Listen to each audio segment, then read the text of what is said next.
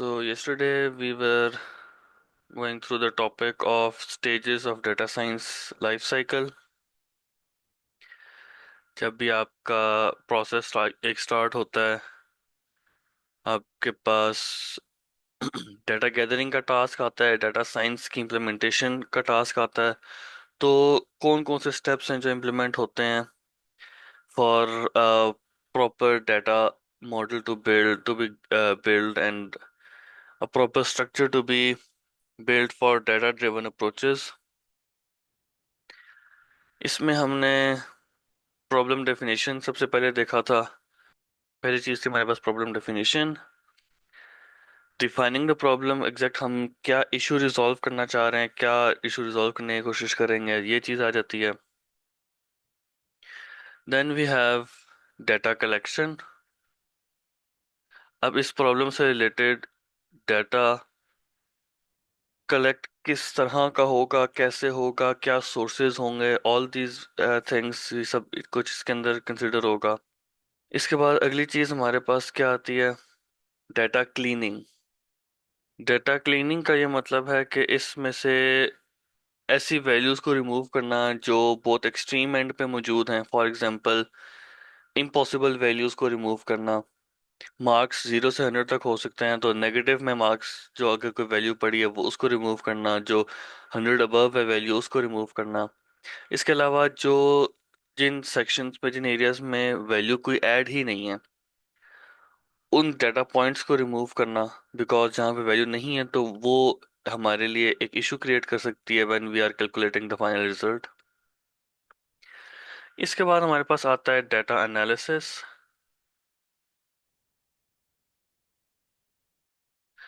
Data analysis में हमने देखा था कि स्टैटिस्टिकल मशीन लर्निंग टेक्निक्स हम इम्प्लीमेंट कर रहे हैं और हम पैटर्न्स फाइंड कर रहे हैं उस डाटा के अंदर ऑलरेडी, बगैर उसको किसी इवैल्यूएशन की तरफ लेके जाए।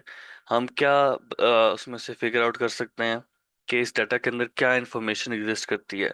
क्या हमें बगैर किसी प्रोसेसिंग के कोई ट्रेंड शो हो रहा है, क्या हमें पता चल रहा है कि कौन से ऐसे डाटा पॉइंट्स हैं जो हमारे फाइनल रिजल्ट को डायरेक्टली उस पे अफेक्ट कर रहे हैं, सॉर्ट ऑफ थिंग्स में हम फिगर आउट कर सकते हैं। इसके बाद नेक्स्ट हमारा स्टेप है, that is data modelling. In this stage, the data is organized into a structured model.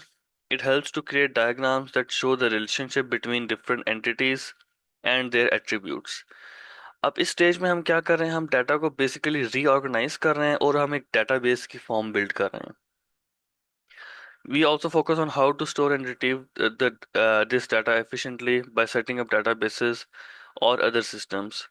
Once the model is ready, it is tested using historical previous data to see if it performs well. The goal is to create a structure that can be easily used for predictions or other analysis. अब आपके पास जो collection के बाद जो data आया था वो arbitrary data points थे।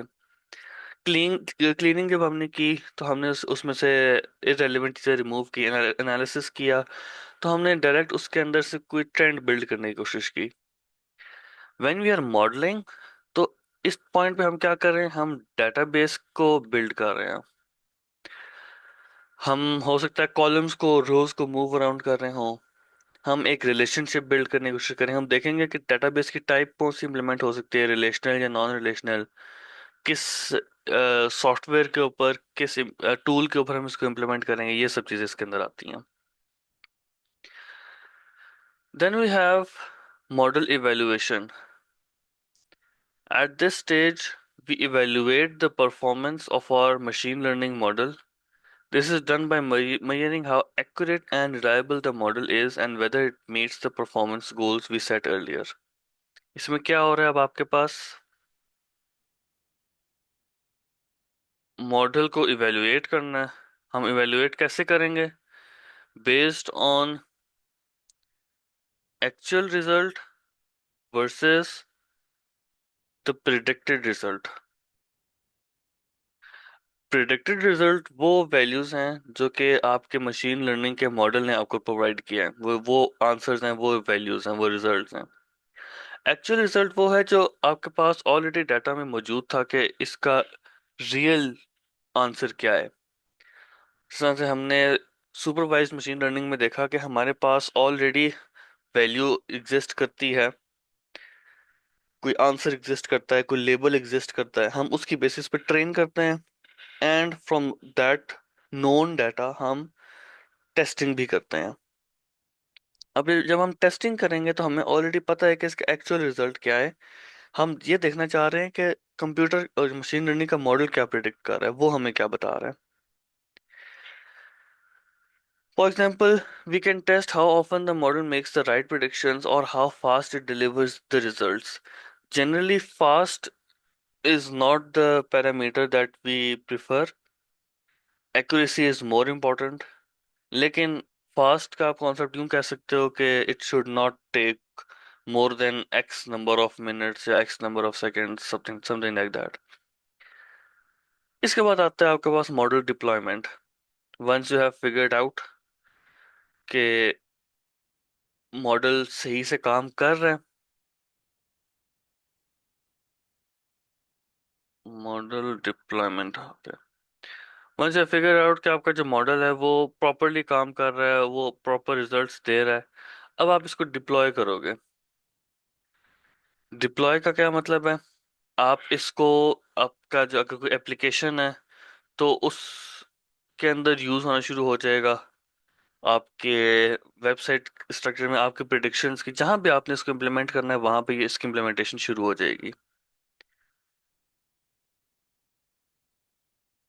अब यहाँ पे एक और बात आपको मेंशन की गई है कि sometimes deployment is done in small steps to test if everything works fine before launching it completely। जिस तरह आप इसको अंडरस्टैंड करो, जिस तरह आपके एग्जाम्स होते हैं, आपके फर्स्ट असेसमेंट है, सेकंड है, थर्ड है, फिर आपके प्री बोर्ड फर्स्ट टर्म है, फिर प्री बोर्ड्स हैं, और ऑल दैट। अब इसमें आपका जो सिलेबस है वो स्लोली बिल्ड हो रहा होता है।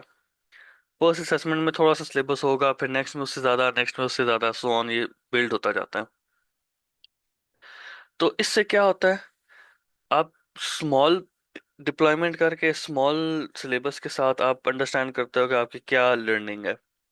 फिर और सिलेबस ऐड करके फिर देखते हो अब क्या, कितनी लर्निंग हुई है हमारी, अब कैसी परफॉर्मेंस आ रही है, एवरीथिंग इज वर्किंग फाइन और नॉट। करते करते आप फुल सिलेबस की तरफ जाते हो, which is also full deployment. After deployment the model starts working with real data, providing insights और making predictions।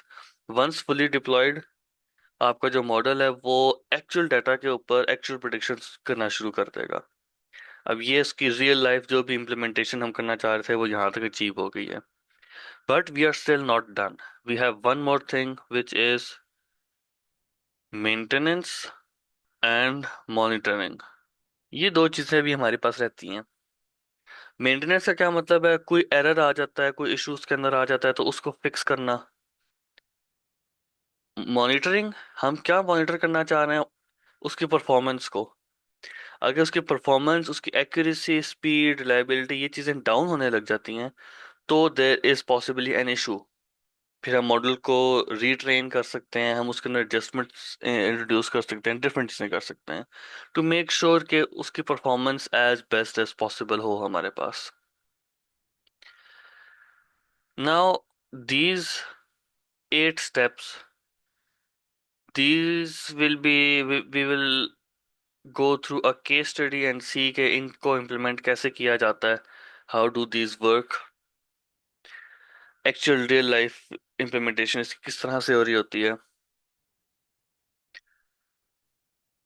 We will learn to apply data science life cycle in a real time, real world business problem. Suppose we have a task to optimize the inventory of a smartphone। कोई shop है जिसके अंदर smartphones मौजूद हैं, उनकी inventory को manage करना है। इन्वेंटरी मैनेजमेंट का मतलब ये है कि कितने फोन्स का स्टॉक मौजूद है, कितने फोन्स का स्टॉक आना है, रिमूव होना है, जो भी रेलेवेंट इसमें इंफॉर्मेशन हो, हमने इस सारे को अब देखना है। Problem definition. प्रॉब्लम को अभी अब पहले हम अंडरस्टैंड करेंगे कि क्या प्रॉब्लम है हमारे पास। अब यहाँ पे आपको एक फुल स्टेटमेंट गिवन है. Suppose you own a superstore and you want to ensure that you want to have good enough stock of popular smartphones. Objective is that you don't run out of stock to meet the demand of your customers. Keeping in mind that you also don't want to make unnecessary purchases that would be difficult to sell. So we have two goals. पहला क्या है? Don't run out of stock. And दूसरा क्या है? No extra purchasing. अब हमें इसके relevant कुछ डाटा गैदर करना होगा. डाटा क्या हो सकता है? हमारे पास तीन डाटा पॉइंट्स के बाद है. Current stock level of each smartphone model. अभी इस वक्त हमारे स्टॉक में कितने स्मार्टफोन्स मौजूद हैं और किस किस टाइप के मौजूद हैं.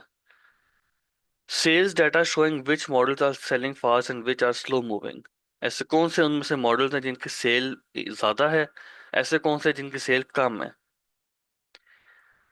Supplier information about new models and upcoming promotions or price changes. Upcoming कौन से models आ रहे हैं, कौन सी sales आ रही हैं. This information coming from the supplier. This data can be collected from several sources like the store sales system, purchase invoices and supplier records. Even from the customers' feedback on popular models. अब ये किस तरह से data हम gather कर रहे हैं? पहली चीज़ ये कि हमारा जो अपना स्टोर का सेल सिस्टम है, जो इंटरफेस है, जो सॉफ्टवेयर है, उसमें हमें शो हो रहा होगा कि कौन से मॉडल्स हमारे पास स्टॉक में मौजूद हैं, कितने सेल हुए, कौन से कम हुए, कौन से ज़्यादा हुए. दूसरी जो इम्पोर्टेंट चीज़ है वो है कस्टमर्स फीडबैक. आप उनसे एक रिव्यू ऑन द स्पॉट ले सकते हो when they are in the shop के, या फिर लेटर ऑन आपने सर्टेन मॉडल परचेज किया था. उसकी उसका रिव्यू कैसा है, उसकी परफॉर्मेंस कैसी है. यहाँ से आपके पास बहुत सारा डाटा गैदर हो जाएगा. अब हमें इस डाटा को क्लीन करना है. क्लीन कैसे करेंगे? Removing duplicates such as cases where the same model is listed multiple times with different spelling or slight variation. For example, iPhone आपके रिकॉर्ड में लिखा हुआ है तो वो स्मॉल आई से भी लिखा हुआ है, वो कैपिटल आई से भी लिखा हुआ है. अब technically these both refer to the same item. तो इसमें से अब आप एक को रिमूव कर दोगे. टेक्निकली जो कैपिटल आई है that is the wrong spelling, तो आप इसको रिमूव कर दोगे और इसका जो भी रिकॉर्ड था वो आप स्मॉल आई वाले के अंदर ऐड कर दोगे. Fixing errors in the stock levels and sale data like incorrect quantities. आपने स्टॉक लेवल्स तो देख लिए but you double check in the actual physical inventory वहां पे वाकई मौजूद हैं या नहीं. अगर आगे पीछे है कोई तो उसको सेट करना. मिसिंग वैल्यूज, मिसिंग प्राइसेस और सेल्स फिगर, कोई भी डाटा जो मिसिंग है आपके रिकॉर्ड्स में से उसको फिक्स करना, उसको ठीक करना. That is the cleaning part. Bye cleaning the data अब हमारे पास दो काम हो गए. एक हमने प्रॉब्लम को डिफाइन कर दिया, दूसरा हमने डाटा को करेक्ट कर लिया, तीसरा अब हम क्लीनिंग कर रहे हैं. क्या हमें क्लीनिंग से बेनिफिट हुआ? We now we have ensured that our data is reliable, ready for analysis. अब नेक्स्ट क्या काम है? एनालिसिस का. एनालिसिस में हमने क्या करना है? हमें कुछ की की पॉइंट्स हमने उसमें से फिगर आउट करने हैं. पहला पॉइंट क्या है? बेस्ट सेल किस फोन की हो रही है करंटली, हमने ये चीज देखनी है. दूसरी चीज, which models have stayed in stock for too long. ऐसे कौन से मॉडल्स हैं, ऐसे कौन से मोबाइल फोन्स हैं, कंपनीज हैं या डायरेक्ट मॉडल्स हैं उनके जो हमारे स्टॉक में पड़े रहते हैं, वो सेल ही नहीं होते या बहुत रेयरली उनका कोई कस्टमर आता है. तीसरी चीज क्या है? Are there seasonal patterns in sales. क्या साल पूरे में से कोई ऐसा टाइम पीरियड है जब सेल्स ज्यादा होती हैं या किसी टाइम पे सेल्स कम होती हैं. फॉर एग्जांपल, अभी अगस्त सितंबर वाला जो टाइम है, अगस्त सितंबर अक्टूबर, इस टाइम पीरियड में आपके पास गूगल के फोन्स भी लॉन्च हो रहे होते हैं, एप्पल के फोन भी लॉन्च होते हैं, समटाइम्स सैमसंग की भी अनाउंसमेंट्स होती हैं. जो आपके पास after the mid of the year, आपका थर्ड क्वार्टर या फोर्थ क्वार्टर जब आपका स्टार्ट होता है उस टाइम पे. तो पॉसिबली उस टाइम पे न्यू फोन्स के की डिमांड्स आपके पास आती होंगी, तो that is a seasonal trend. ये चीजें हमें पता चल गई डाटा एनालिसिस में से। अब हम आते हैं मॉडलिंग की तरफ। You will build a model to keep track of inventory levels and predict future demands. Attributes for each model, each smartphone like model, price, stock level, and sales history. Relationship between stock level and sale rate. For example, when a full phone sells quickly, the stock level drops. The system signals the need for a reorder.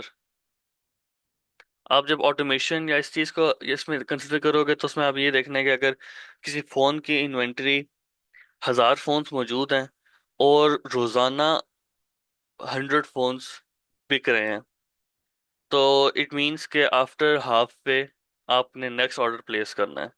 अगर किसी और phone की 1,000 की quantity पड़ी है, उसके रोज 2 3 4 cell हो रही है, इसका मतलब वो स्लो फोन है उसका। अव्वल तो उसका स्टॉक शायद पड़ा रहे बहुत टाइम तक, दूसरा है कि उसके री ऑर्डर्स की हमें जरूरत नहीं है, स्टॉकिंग की जरूरत नहीं है। The model can use historical sales data to predict future demands. अब यही जो हमारे पास सारा डाटा मौजूद होगा कि प्रीवियसली कब कितना कितनी सेल हुई, कितना किस तरह का रिकॉर्ड मौजूद है, वो सब चीजें अब हम इस मॉडल के अंदर ऐड करेंगे तो वो देखेगा कि अब फ्यूचर में क्या पॉसिबिलिटी है। In this way you will prevent overstocking on less popular models. The model is tested using past data to ensure it works accurately. ये वही बात के हमारे पास जो ऑलरेडी नोन रिकॉर्ड्स हैं, नोन इन्फॉर्मेशन है, उसकी बेसिस पे हम फिगर आउट करेंगे कि क्या हमारा मॉडल ठीक प्रिडिक्शन देता है या नहीं देता। अब हमारा जब मॉडल बिल्ड हो गया, अब हम उसको इवेलुएट करेंगे। क्या कैसे इवेलुएट करेंगे? उसकी एक्यूरेसी चेक करेंगे टेस्टिंग करके कि क्या वो ठीक से प्रिडिक्ट करता है या नहीं करता। एफिशिएंसी, क्या वो टाइमली इन्फॉर्म करता है कि कोई आइटम आउट ऑफ ऑर्डर होने वाला है तो उसको रीऑर्डर कर लिया जाए। कॉस्ट इफेक्टिवनेस, क्या इस इस मॉडल की इम्प्लीमेंटेशन से हमें कोई स्टोर में बेनिफिट मिल रहा है या नहीं, हमारे सेल्स, हमारे प्रॉफिट्स इंक्रीज होते हैं या नहीं होते। अगर मॉडल प्रॉपरली काम नहीं करता, विच इज द केस के पहले ट्रायल में जरूरी नहीं है कि आपका रिजल्ट परफेक्ट आए, तो अब आप मॉडल को ट्वीक करोगे, आप डिफरेंट चीजों को मूव अराउंड करोगे, कुछ वैल्यूज उसके अंदर आप आगे पीछे करके देखोगे। यू विल सी कि मॉडल को कैसे बेहतर बनाया जा सकता है।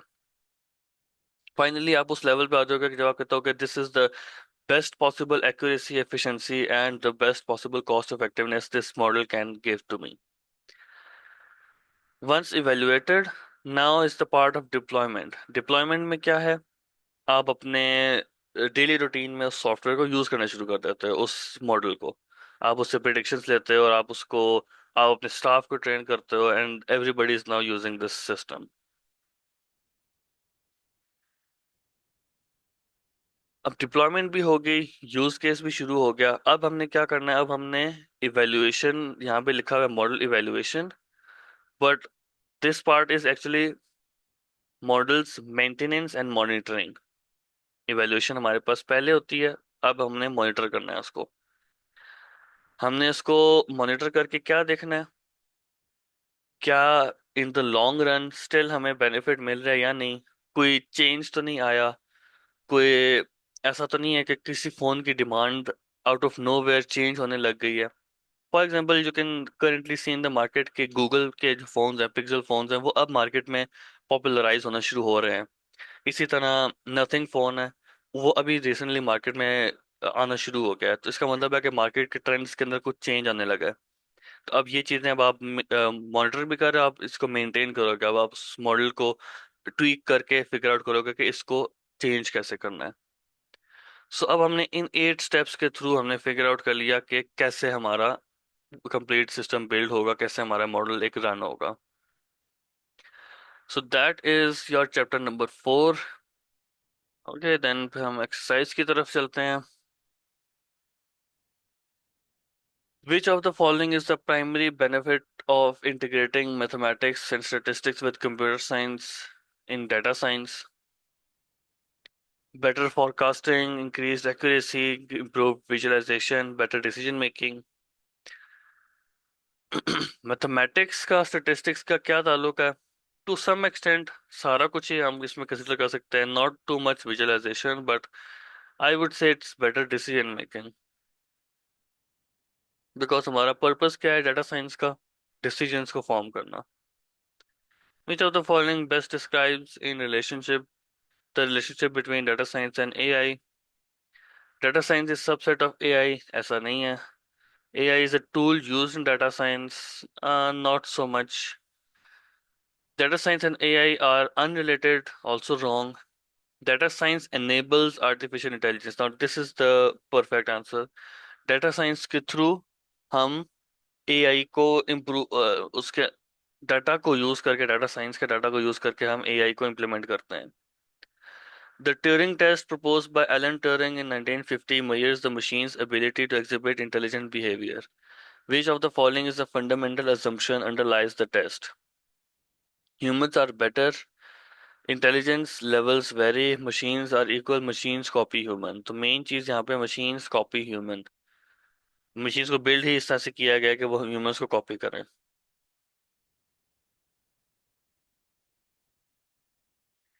Which of the following should be considered critically while developing AI-powered chatbots and virtual assistants?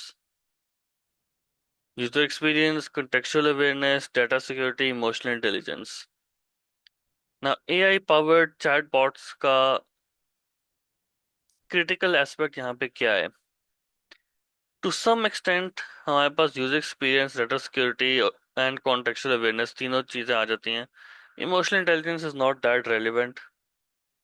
I would say data security, but आप लोग बुक में टॉपिक में दोबारा देख लीजिएगा if it coincides with anything। What ethical considerations arise from the integration of AI into daily life devices? Ethical consideration for using AI in daily life devices. Job displacement due to automation, increased energy consumption, enhanced data security, improved customer service. C and D are not ethical issues. A and B to some extent also, but A is the major one here. तो job displacement due to automation हमारे पास सबसे बड़ा issue हो सकता है। दूसरा हमारे pass issue increase energy consumption भी आ सकता है, but that is not that deeply discussed in the topics. We will go with job displacement। Which of the following fields of AI enables smartphone to recognize faces and unlock devices? Actually, it's not an implementation of AI। जो आपका mobile unlock करता है, that's not implementation of AI, but it is computer vision in that sense। That would be computer vision। A company wants to develop a system that categorizes customer feedback into positive, negative, or neutral. Supervised learning, reinforcement, deep, unsupervised। Categorizes customers feedback into positive, negative, or neutral। Now this depends कि आपके पास data किस किस्म का मौजूद है। I would assume कि data हमारे पास already sorted और कैटेगराइज्ड मौजूद है फॉर द ट्रेनिंग पर्पसेस। तो इन दैट केस फिर हम कहेंगे this would be supervised learning. In this reinforcement learning model, what is the primary function of rewards and penalties? That would be improving action choices। Which stage of the data science life cycle ensures the model's accuracy, reliability, and compliance with privacy rules? So that model's evaluation. We evaluate that model। Which of the following is the key characteristics of the data cleaning stage? Error removal and data organization। Now, short questions. Describe how data science helps businesses make informed decisions and provide two industry examples। Industry examples is open-ended part for you। किस तरह से वो business को help out कर रहा है by making predictions, by providing past data and figuring out trends within it। Identify three ways data science contributes to machine learning and AI। सबसे बड़ी implementation ये है कि they totally rely on the concept of data science for their model training। Differentiate between supervised and unsupervised data labeling is the main difference here. Describe an everyday example that illustrates reinforcement learning. Everyday example for reinforcement learning क्या है? आपकी अपनी studies सबसे बड़ी example है। अगर आप अच्छा परफॉर्म करोगे, आपको रिवॉर्ड्स मिल मिल सकते हैं, आपको प्रेज मिल सकती है, आपको अपॉर्चुनिटीज मिल सकती हैं such as class CR and all those opportunities. If you perform poorly तो उस पे पनिशमेंट भी है, उस पे पेरेंट्स को कॉल भी है, उस पे वार्निंग्स भी हैं, उस पे बहुत कुछ है। Which write the appropriate machine learning model for each of the following scenarios. Basket of mixed fruit and you want a robot to sort them. हमारे पास ये क्लासिफिकेशन टेक्निकली तो हम यहाँ पे कहते हैं supervised.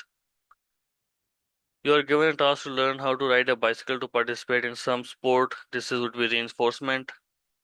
You have a pile of Lego bricks of different colors and you want your computer to group them by color regardless of their shape. Technically, this would be unsupervised. Book with pictures and you want to teach your sibling to recognize them. अब ये reinforcement भी हो सकता है यहाँ पे। You want to train a toy robot to find its way out of maze. Reinforcement. Your parents want you to clean your messy room if you want to attend the birthday party of your friend. Reinforcement because there is a reward. You have a set of shapes and you want to teach a computer to recognize them. Supervised. You have a book collection without specific categories and you want your sibling to arrange them according to size, choice, or ease of access. This would be unsupervised. There are no specific categories. The system, in this case, the sibling will choose by themselves. You are given a task to find the similarity in various flavors of ice cream. Unsupervised. You have to unlock some reward in your favorite video game. Reinforcement. Now, longer questions analyze the interrelationship between data science. ये तो क्या आपके पास पूरा एक title exist करता है book में। Identify any three types of data visualization. That's up to you. आप 8 और 9 हमने डिस्कस किए हैं, उनमें से आप कोई भी इम्प्लीमेंट कर सकते हैं इसके अंदर। Discuss the way data visualization can be used to communicate data uncertainty. Provide two specific examples. Data uncertainty का मतलब ये है कि डाटा के अंदर कोई एरर एग्जिस्ट करता है, तो विजुअलाइजेशन से हमें कैसे पता चलेगा?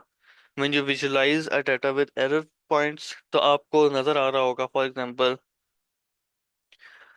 A trend, what you expect is कि आपका ग्राफ इस तरह से बनेगा, लेकिन बीच में कोई वैल्यू एबनॉर्मल इस तरह से आ जाती है, तो this is going to tell you कि डाटा के अंदर कोई अनसर्टेनिटी एग्जिस्ट करती है। Describe the key considerations in selecting appropriate visualization for different types of data and analysis.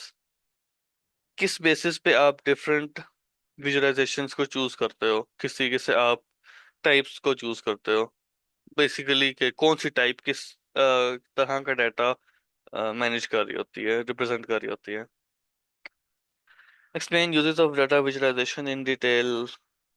What are the potential consequences of poor data quality on models performance? poor data होगा तो क्या होगा? Training अच्छी नहीं होगी, hence आपका result अच्छा नहीं आएगा।